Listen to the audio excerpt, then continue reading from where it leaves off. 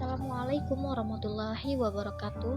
Kami dari kelompok 5 yang beranggotakan Anissa Misbah, Dinda Juwita, Eva Andriana, Fatma Sari, Rizka Oktarina, Yuli Dayanti, dan Weni. Di sini kami melakukan praktek tentang percobaan pemantulan cahaya. Tujuan dilakukan praktikum ini yaitu percobaan ini diharapkan kita dapat menjelaskan sifat-sifat cahaya, menjelaskan sifat-sifat bayangan yang dilakukan oleh cermin, menjelaskan sifat-sifat bayangan yang dilakukan oleh lensa, menentukan fokus cermin cekung, menentukan fokus lensa cembung. Alat dan bahan yang digunakan: 1 cermin datar, 2 cermin cembung, 3 cermin cekung, 4 lampu senter, 5 busur derajat, 6 kertas putih, 7 lilin, 8 layar, dan 9 celah cahaya. Cara kerja yang pertama, percobaan pemantulan cahaya pada cermin datar. A. Susunlah lampu senter dan celah cahaya di depan cermin datar. B. Nyalakan lampu senter dan amati dengan baik jalannya berkas cahaya pada saat sebelum dan sesudah mengenai cermin datar. C. Gambarkanlah jalannya berkas sinar pada langkah 2 sehingga tampak sudut datang dan sudut pantulnya. D. Ukurlah besar sudut datang I dan besar sudut pantul tersebut R. E. Letakkanlah sebuah berbeda dengan depan cermin datar dan amati bayangannya selama benda itu Anda geser-geserkan di depan cermin datar. F. Catatlah bagaimana sifat-sifat bayangan yang dibentuk oleh cermin datar tersebut.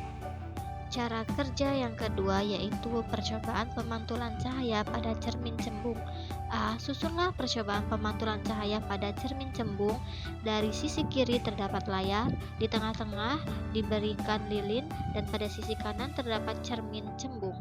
B. Nyalakan lilin dan amati dengan baik jalannya berkas cahaya pada saat sebelum dan sesudah mengenai cermin cembung.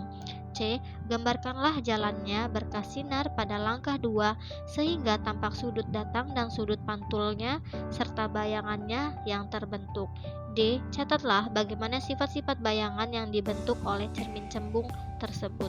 Cara kerja yang ketiga yaitu percobaan pemantulan cahaya pada cermin cekung. 1. Susunlah percobaan pemantulan cahaya pada cermin cembung. Pada sisi kanan terdapat layar, pada tengah-tengah itu terdapat lilin, pada sisi kiri itu terdapat cermin cekung. 2. Nyalakanlah lilin dan amati dengan baik jalannya berkas cahaya pada saat sebelum dan sesudah mengenai cermin cekung. 3. Gambarkanlah jalannya berkas sinar pada langkah 2 sehingga tampak sudut datang dan sudut pantulnya serta bayangan yang terbentuk. 4.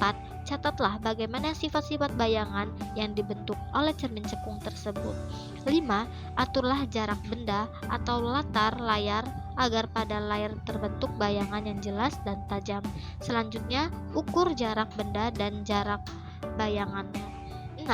Jika benda di depan cermin cekung terus digeser menjauhi cermin, maka pada jarak tertentu bayangan benda akan menghilang atau tidak tampak. Ukur jarak benda dari cermin cekung pada keadaan tersebut. Cara kerja yang ketiga yaitu percobaan pembiasan cahaya dengan lensa cembung. 1. Susunlah lensa cembung pada sisi kiri, layar terletak di tengah-tengah, dan lilin pada sisi kanan serta penggaris. 2. Atur letak lilin dan lensa cembung agar diperoleh bayangan nyala lilin paling tajam pada tabir titik ukur jarak benda dan jarak bayangan, serta catat sifat-sifat bayangan yang dibentuk lensa cembung tersebut. 3. Pergunakanlah sebuah lensa cekung untuk mengamati huruf pada buku Anda dengan jarak yang relatif dekat. Kemudian, geserkan lensa secara perlahan huruf tersebut bagaimana sifat-sifat bayangan yang dibentuk oleh lensa cekung tersebut. Berdasarkan dari percobaan yang dilakukan dan data-data yang diperoleh, dapat disimpulkan bahwa suatu cahaya dapat dipantulkan sesuai dengan sifat-sifat benda yang dilaluinya. Pemantulan cahaya pada cermin datar berbeda dengan pemantulan cahaya pada cermin cekung. Dari percobaan yang dilakukan, data pertama dan kedua sesuai dengan bunyi huruf Snell-Lewis.